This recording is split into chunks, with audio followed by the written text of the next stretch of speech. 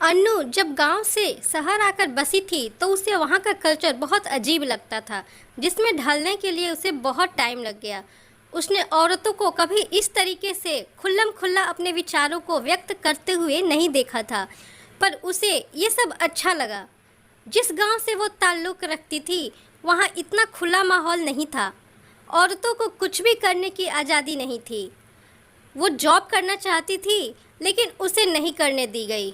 सुमित, जो कि अन्नू के पति हैं, का जब ट्रांसफ़र दिल्ली हुआ तो अन्नू भी उनके साथ आ गई और पास के स्कूल में ही जॉब करने लगी। सुमित को भी मना लिया। सुमित अन्नू को बहुत प्यार करता था, लेकिन गांव का होने की वजह से कहीं ना कहीं उसकी सोच खुली हुई नहीं थी। अन्नू खुश थी क्योंकि वो जब जॉब के लिए जाती तो कई अलग अलग लोगों से मिलती, बात करती और खुश रहती थी। अन्नू का एक बेटा था और वो दूसरे स्कूल में जाता था। अन्नू दोपहर को उसको अपने साथ लेती हुई घर आती थी और सारा काम करती। फिर शाम को सुमित भी ऑफिस से आ जाता। फिर तीनों मिलकर डिनर के बाद पास वाले पार्क में जाया करते थे। उन दोनों की सैर हो जाती और प्रथम, जो कि उनका बेटा था, वहाँ खेल लिया करता था। अन्नू सुमित को सारी बात बताया करती और सुमित उसे अपने ऑफिस के बारे में सारी बातें शेयर करता था। दोनों पति पत्नी कम और दोस्त ज़्यादा हो गए थे। एक दिन गांव से अन्नू की सास आई, जो उनके पास कुछ टाइम के लिए आई थी। जब उन्होंने वहाँ का कल्चर देखा तो चीज़ें उनके सहन के बाहर हो गईं। 2-3 दिन तो उन्होंने खुद पर बहुत नियंत्रण रखा, लेकिन तीसरे ही दिन उनसे खुद पर काबू न रखा गया और सुमित से बात करने की सोची। उन्होंने सुमित से कहा कि तू अच्छी खासी नौकरी कर रहा है, तुझे क्या ज़रूरत है अपनी पत्नी से काम करवाने की, और वैसे भी घर पर पड़ी बोर हो जाती हूँ तो तू उसकी नौकरी छुड़वा दे। सुमित को कुछ समझ नहीं आया तो वो सोचता हूँ बोलकर ऑफिस चला गया। अन्नू ने ये सारी बातें सुन ली थी तो उस दिन से उसने माजी की हरकतों पर नज़र रखनी शुरू कर दी थी। एक दिन उसको स्कूल में देर हो रही थी तो उसने सुनीता को बोला कि प्रथम को स्कूल से लेकर घर छोड़ देना, वहाँ माजी होंगी। सुनीता ने जब प्रथम को घर छोड़ा तो उसके 1 घंटे बाद जब अन्नू वापस आई तो उसने सुना माजी प्रथम को कह रही थी कि तू अपनी मम्मी को बोल वो अपनी जॉब छोड़ दे, तो तू जब आया करेगा तो तुझे मम्मी घर पर ही मिलेगी और खाना भी एकदम गरम मिलेगा। माजी की बात सुनकर अन्नू को बहुत गुस्सा आया, लेकिन उसने बच्चे के सामने बोलना ठीक नहीं समझा।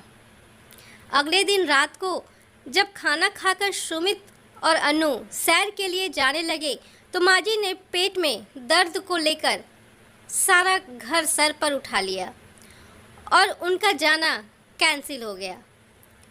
2-3 दिन तक रोज़ ऐसा होता रहा तो उनकी सैर पर जाने की आदत छूट गई। अब सुमित भी अन्नू से कटा कटा रहने लगा, क्योंकि माजी की सेवा करके जब वो कमरे में आती तो सुमित सो चुका होता और उनकी आपस में कोई बात नहीं हो पाती थी, न ही आपस में समय बिता पा रहे थे। प्रथम के बर्थडे वाले दिन केक काटने के बाद सुमित ने कहा कि चलो आज बाहर खाना खाने चलते हैं, तो माजी ने फिर से पेट दर्द का बहाना किया और बोली, तू लल्ला को घुमा ला, इसका जन्मदिन है, बहू मेरे साथ रुक जाएगी, हम खिचड़ी खा लेंगे। अनु मुड़ी और बोली, सुमित ऐसा करो, तुम माजी के पास रुक जाओ और माजी के साथ ही खाना खाओ, उन्हें अच्छा लगेगा, मैं प्रथम को बाहर घुमा लाती हूँ, सही है ना? दोनों माँ बेटे एंजॉय करते हैं। अन्नू की बात सुनकर सब बहुत चक्के रह गए और अन्नू की तरफ देखने लगे, पर वो बेफिक्र खड़ी थी। अन्नू ने सुमित को कहा कि अब बस और नहीं, और रोज़ रोज़ माजी के होने वाले पेट दर्द की वजह प्रथम को माँ की जॉब छुड़वाने वाली बात पर बहकाना और सारा काला चिट्ठा सुमित के आगे खोल कर रख दिया। सुमित माँ के बर्ताव से हैरान था। उसने माँ से पूछा कि ये सब सच है? तो माँ बोली, क्या ज़रूरत है इसको नौकरी करने की? तू अच्छा खासा काम तो वो कर रहा है, तेरे से घर के काम में मदद लेती है। अगर घर रहेगी तो खुद काम करेगी ना।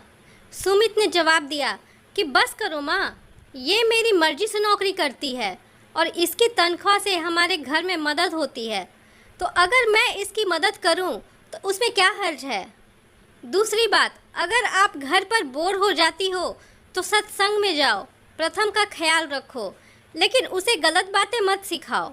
माँ को जब समझ आ चुका था कि चुप रहने में ही भलाई है, अनु सुमित को चुपचाप देख रही थी और मन ही मन उसका धन्यवाद कर रही थी। आशा करती हूँ कहानी पसंद आई तो एक लाइक ज़रूर दें, क्योंकि आपका एक लाइक मेरे लिए मोटिवेशन है। साथ में इस कहानी के बारे में आपकी क्या राय है कमेंट करके ज़रूर बताएं, और मेरे चैनल पर नए हैं तो मेरे चैनल को सब्सक्राइब करना ना भूलें। कहानी सुनने के लिए आपका बहुत बहुत धन्यवाद।